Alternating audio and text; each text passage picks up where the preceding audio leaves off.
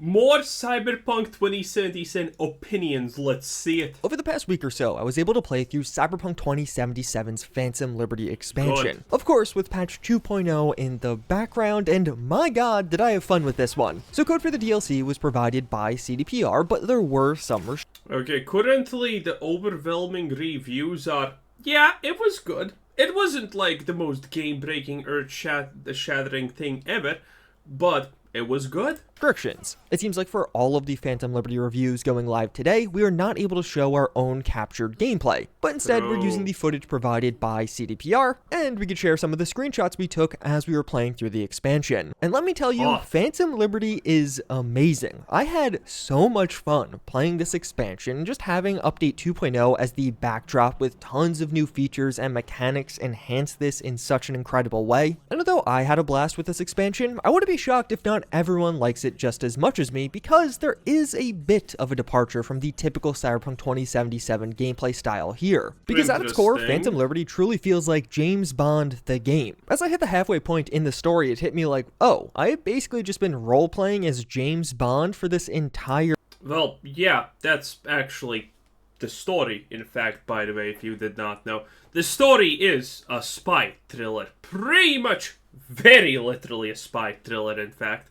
And it's supposed to feel that way, but you're not exactly supposed to play it all stealth and suit-like, you know?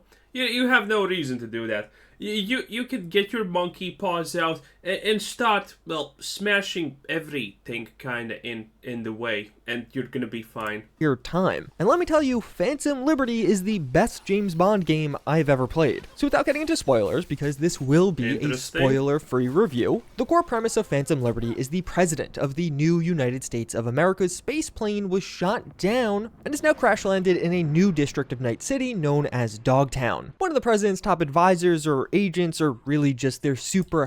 is a hottie. Okay? It is absolutely a hottie. And by the way, she can see Johnny right there. Helpful netrunner named Songbird is able to reach out to us through the relic, and that's how you kick off the story. You're in enemy territory trying to save the president. And this is why Phantom Liberty may not call to everyone. This is a story where you are a spy. The vast majority of the gameplay here is going to be sneaking around, trying to get into bases, having... And it has actual choices, which is pretty neat. Prolonged talks with other spies or even other NPCs, trying to figure out their true motivations, and of course, going undercover. Hey, this is gonna be for everyone, okay? Because you need to understand, it doesn't matter if you're playing a spy game, a shooter game, a tactics game, or whatever. No one has absolutely any problem with cutscenes as long as they are done well, as long as the dialogues are interesting. In Starfield, no one wanted to hear anything an NPC had to say because the dialogues were made by 7-year-olds on crack cocaine, probably. Let's be real. But this is actual dialogues. You know, where it feels like humans would actually say these things, not some AI. To just get some info. And for me, I found the gameplay loop and the core premise of this expansion to be so much fun. The talking for me was the best part of Phantom Liberty. This is an expansion with some incredibly powerful and strong characters. Not only in the game world, but also on screen. They have an incredible presence and true depth that can be really explored as you do have extensive... You know what never made sense in Cyberpunk, and this is like a big thing? The fact that, you see that thing in his throat? You see that thing? A little bit back. A little bit more back. Yeah, see that? That's metal.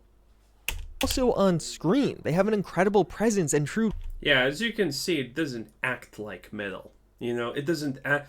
It acts like a temporary tattoo, you know, that kids get. Which is the only real aesthetically super unpleasing thing I have about Cyberpunk, honestly. Even though I'm not a Cyberpunk aesthetic fan in general.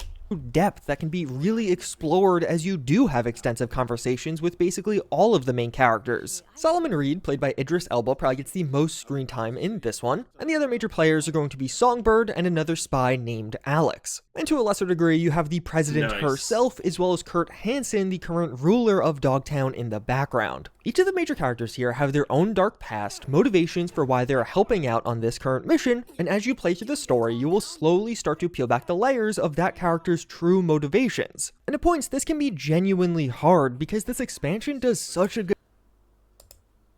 I mean, look at this. You're in a situation like this, and you have these three options. Songbird sent me. I'm we, which probably would inspire a whole lot of panic and not good things. And here to save you. Now these are dialogue options, baby. I'm we.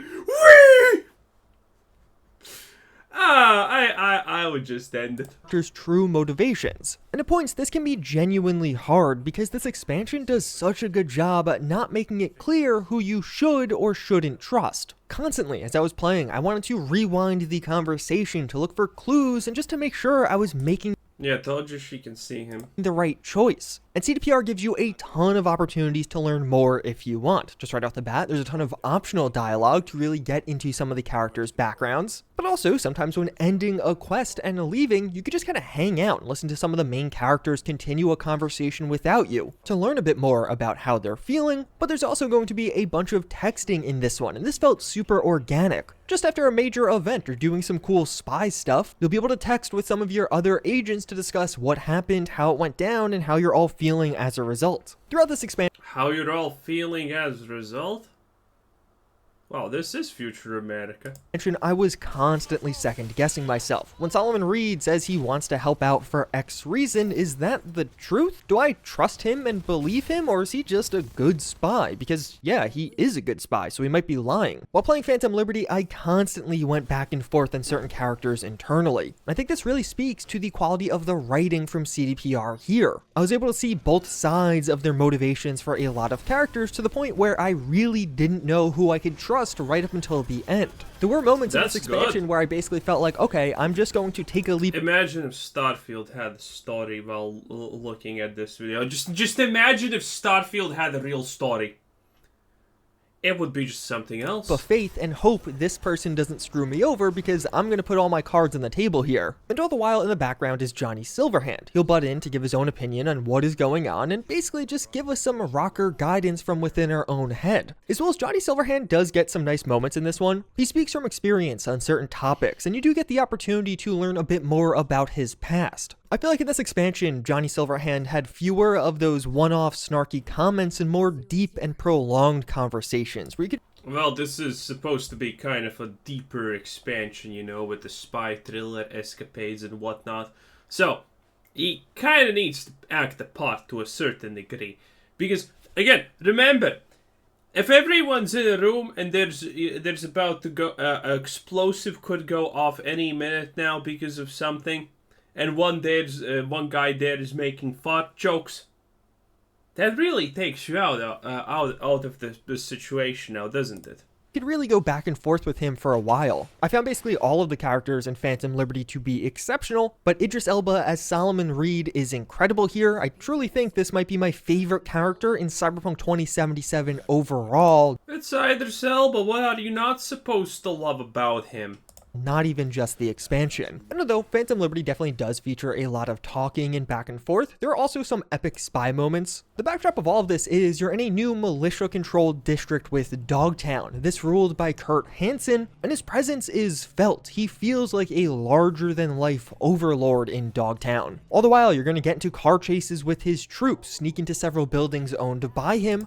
And then he asks for taxes from you, because, you know, even a warlord needs to, you know, ask for taxes, obviously. Hey, he's a warlord, at least it makes sense. Even interrogate other NPCs within a casino as you're standing there playing roulette. And in one of the missions, you'll have to go undercover, assuming a different identity, and in the process, your backstory will be tested, so you have to make sure you actually know it, or you'll just flat out fail the mission. Some of the set pieces here are so much fun, and really makes it feel like you're in a spy movie. Whether this be crazy gunfights to just waiting around at a party party trying to gain intel with a ton of notable NPCs around you. And don't worry, there are even special gadgets and secret hideouts and safe houses in Phantom Liberty. One thing Phantom Liberty does really well is choice and somewhat of the consequence that follows that. CDPR really expanded your opportunities to fail here. There were numerous moments where you could just make a choice and lose. Would this mean you are found out and immediately killed, or even at one point I just said I don't want to help you anymore to the president, and I had the mission outright fail for me, and it seems like the main story was just over there. I was able to continue on and do whatever I want in Dogtown separately. CDPR does a good job at giving you options when it comes to either being a stealthy spy or going guns blazing. There are quite a few moments where there's this massive enemy. The jump into Mrs.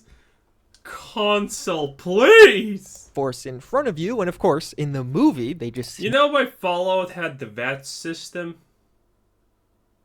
Because they knew console without that can't be played. Sneak around them, but thankfully this is a video game, and if you want to fight your way through, you can do that. You can have some really epic combat moments where it feels like you're taking on the entire army in this expansion. And in one of those moments, I did go against Solomon Reed's wishes, and I went guns blazing. But later on, I found a couple of guards in the building I just infiltrated staring very closely at me, like they knew I had just broken in, and even overheard several discussions about a break-in occurring, so it does seem like the game somewhat accounts for those moments in how you proceed. But this expansion doesn't forget who you are in Night City. A core component of this expansion is you have a murder hobo, probably. Relic inside your head that is slowly killing you, and you are desperately trying to find a solution to that. At points, it almost felt like Phantom Liberty did a better job at creating urgency over your relic problem compared to vanilla Cyberpunk 2077, as well as I had a ton of unique pieces of dialogue thanks to my Corpo start. It seems like this will apply to other life paths as well. It's not like using the Corpo lines opened up a completely new path for dialogue, but there was a lot of moments where I could reference... Man, I would love the Corpo lifestyle in Cyberpunk.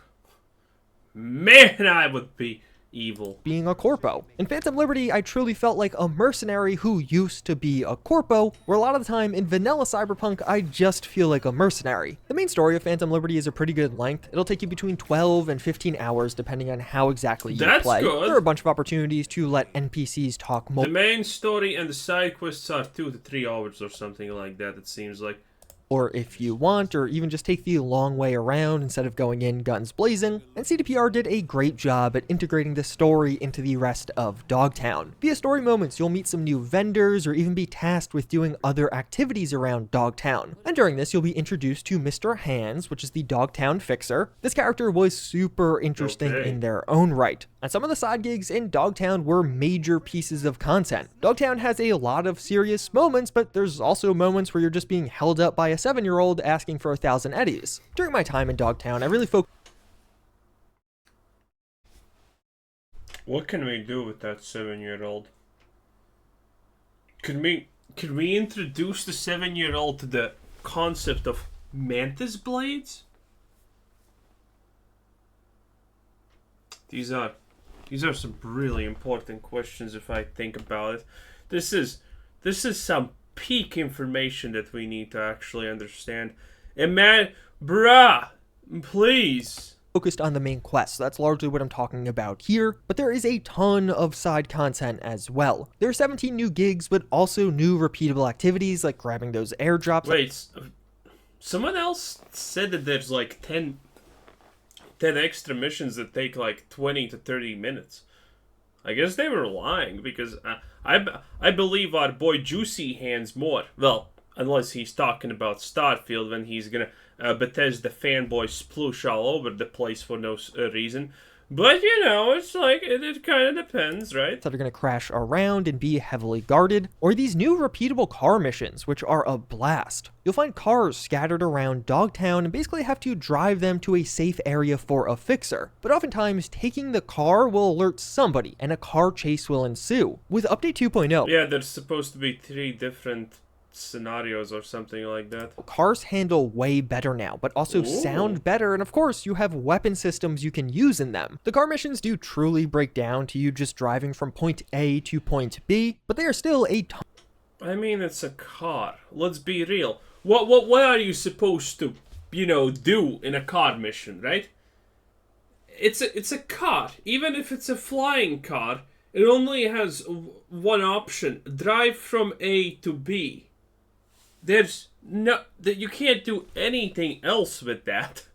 It's just what happens in between and how it ends is the only thing that can be actually changed there. Ton of fun, and patch 2.0 plus these car missions really feel like the Night City sandbox is finally being embraced, and I loved it. That's and cool. to underpin all of this, there's going to be a bunch of new weapons, vehicles driving around, some of which you can get for yourself, and also the relic skill tree to seriously enhance your cyberware. So overall, I think for the vast majority of people, if you enjoyed Cyberpunk 2077's base story, you're going to really like Phantom Liberty. While the core story is definitely a character thriller, which may not appeal to everyone quite as much, it's a really well done character thriller, and I was engaged with this main story the entire time. And while Phantom Liberty's core story, the main story, may only take you about 13 hours, there is a ton more to do in Dogtown. This is truly a district with its own identity, and there are a ton of other stories and things to discover. And at the end of the day, if you're somebody who did want James Bond the video game, Phantom Liberty is going to make you incredibly happy. And as of right now, I had a ton of fun with this expansion. Honestly, some of the most fun I've ever had with Cyberpunk is definitely on its way to redemption, and it seems like it's on its way to a full redemption story, honestly, considering everything that's happening. Everyone who is talking about this expansion is pretty much saying that it's kind of good. Cyberpunk, and I definitely recommend you check it out for yourself. Going forward, I'm going to have a deeper dive on some of the Update 2.0 features so I can properly show you them with some gameplay, and the patch is coming out tomorrow, so I'll have a deep dive on everything that is added. So hey, thanks for watching again, and get subscribed, because trust me. Well, that was Juicehead. Wow. Pretty good, not gonna lie. Anyway, this was Quizzer Sensei. Thanks for watching, subscribe if you haven't already, and have a nice day. Bye-bye.